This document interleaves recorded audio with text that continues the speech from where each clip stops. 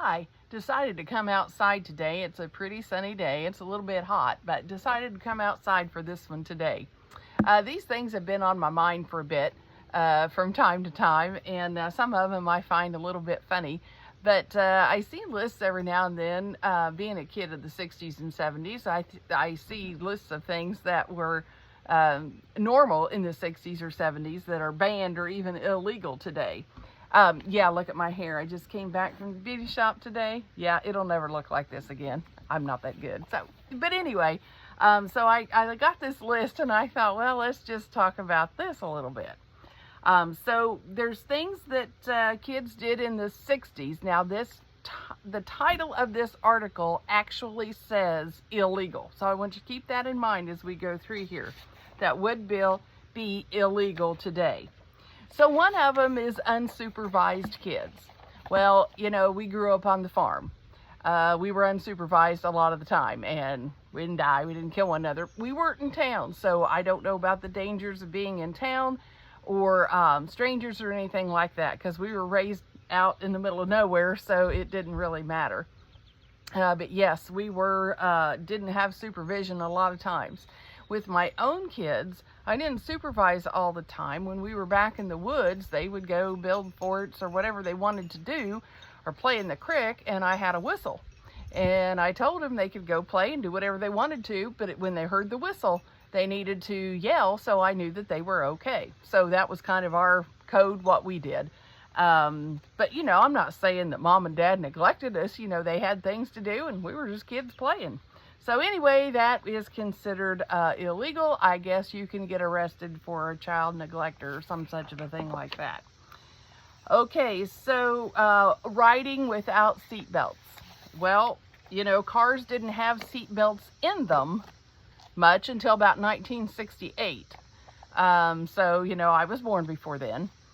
So, and they were in there, but nobody wore them because they were uncomfortable. Nobody wanted to wear them. So, you know, they were there, but we weren't going to wear them. And for a while, I believe you had to wear them in the car, but you didn't have to wear them in the truck. And so that was good. We were farm kids, so we were in the truck most of the time, so we didn't have to wear seatbelts. I kind of wonder now why they can tell us we have to do that. I mean, I know it's a safety thing. I understand that. But if you're a reasonable adult and you know that your chances of, you know, getting hurt worse or not wearing the thing, and you know that, I mean, I still don't understand why you don't have the choice to wear it or not wear it. That's your choice, whatever you want to do. Let's see, another one, corporal punishment in schools. Now, I'm not sure spanking is corporal punishment, but I'm sure I'll get a lot of disagreement on that. I think, anyway, that was made illegal, I think, in 1977. So, you know, all the way through school almost, we were able to, you know, to get whacks or whatever, but we were expected to behave. And parents back then didn't always take their kids' side. If you did something wrong, they expected you to own up to it, you know, and say you did it wrong and take the consequences. I think that's probably part of the problem today. Nobody had to take the consequences for their actions. Okay, let's see. What's another one we got here? Riding bikes without helmets. Well, we didn't even know there was such a thing as helmets for anything but a motorcycle. And they didn't have kid helmets then anyway, I don't think.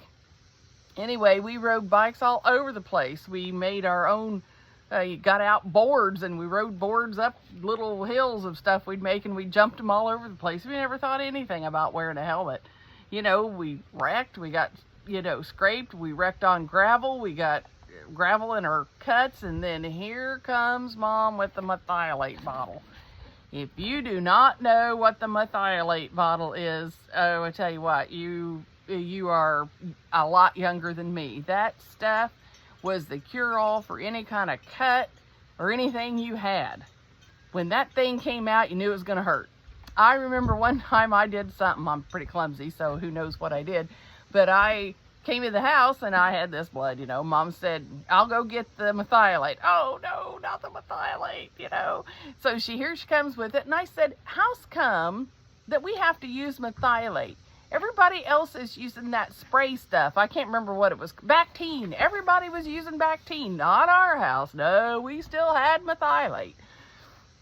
And she said, well, she didn't care what everybody else was doing. We were using methylate because it would kill the germs. Well, it probably did and killed everything it touched because that stuff stung. And then you were orange. Everybody knew that you had a cut or something because your skin turned orange with that stuff. But anyway, we never even thought about a helmet. Let's see. Here's another one. Okay, running barefoot everywhere. Well, about that. If I'm home, you're hard-pressed to find me in shoes. I don't like shoes. I don't want to wear shoes. I want to go barefooted. And I go barefooted in the grass and the gravel, whatever. I like going barefooted. I don't know what the big deal about going barefooted is. I guess they're afraid you're going to step on a stick or something. I don't know. But we were tough. My feet are kind of like the calluses on the bottom. So I don't know why that is a thing. But it says here... Parents are much more cautious about potential hazards. Making kids wear proper footwear at all times. Shoes were optional in the 60s, and stub toes or splinters were just part of life. Well, I'm telling you, not live until you had a stub toe or a splinter. You don't know what pain is. Okay, one is driving before you had a driver's license. Well, yeah, when you were raised on a farm, you know, you knew how to drive from about the time you were 8, and because you had work to get done, and so that was no big deal. The people that lived around you knew you were a farm kid, and if they saw you coming, they knew you could drive. I remember when I was in driver's ed, you know, we had to have 3 people in a car, and I can remember that the driving instructor pulled me aside and he said, now I'm going to let you drive on the interstate, I'm going to let you drive in the dark, and I'm going to let you drive in town. He said, these others haven't been behind the wheel, and so yeah, they're going to just drive out in the country where they can't hit anything. So, I mean, they knew we could drive, so driving before we had licenses, you know, times were different then, you know, we weren't destructive. We were just busy doing our own thing. So that was one. Okay, another one that, you know, bringing pocket knives to school. Well, if you're around a bunch of farm kids, carrying a pocket knife is pretty much normal. Did we ever think we were going to stab somebody with it?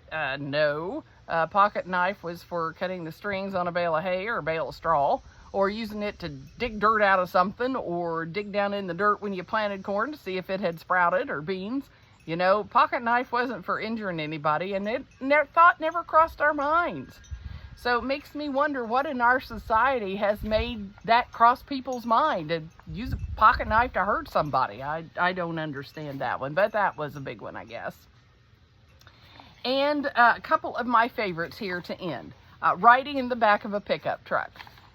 I cannot tell you how many miles I have ridden in the back of a pickup truck. Now, am I saying it's the safest thing on earth? Oh, probably not. But I can remember when I was a junior in high school, I was in finished my 9th year of 4-H. And we decided that we worked all summer and we raised money. We wanted to go to the Smoky Mountains on our completion trip. We didn't want to just go to the local campground, which we had done before, and it was nice, but we wanted to do a big trip.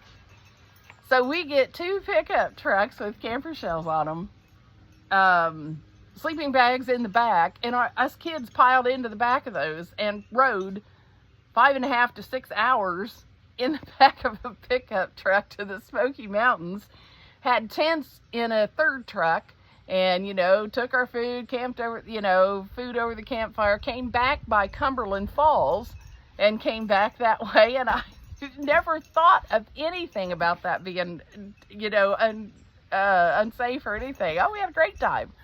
And you're always riding in the back of the truck on the farm. You know, you graduated from sitting on the hub to sitting on the rail to sitting on the tailgate when it was down. So, you know, it just takes some sense. It takes some sense, and it takes a little bit of caution, and it takes, you know, kids paying attention. If you don't pay attention to do what you're told, you don't get to do it anymore. You know, again, that's kind of a problem these days. And I believe this one is my favorite.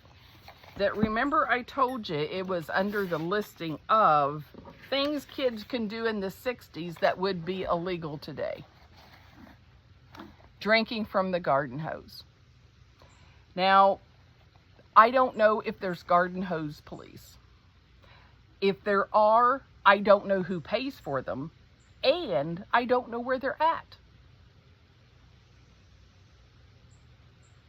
I have drank out of a garden hose for years and still do, and I'm still breathing and don't have any health problems from drinking out of a garden hose. That one really got me. I thought, can you really say that is illegal? I mean, honestly, we didn't need filtered water. It's probably why us old people are so tough. I'm telling you, we didn't have all the conveniences, but it was a great life. I'll tell you what, I wouldn't want to be a kid in today's world for anything at all. We had a great life. We could do all this. But just remember, next time you pick up that garden hose, look around. Look behind your back. Look around the front of the house. Look around and just be sure the garden hose police aren't there watching you get ready to take a drink out of that garden hose.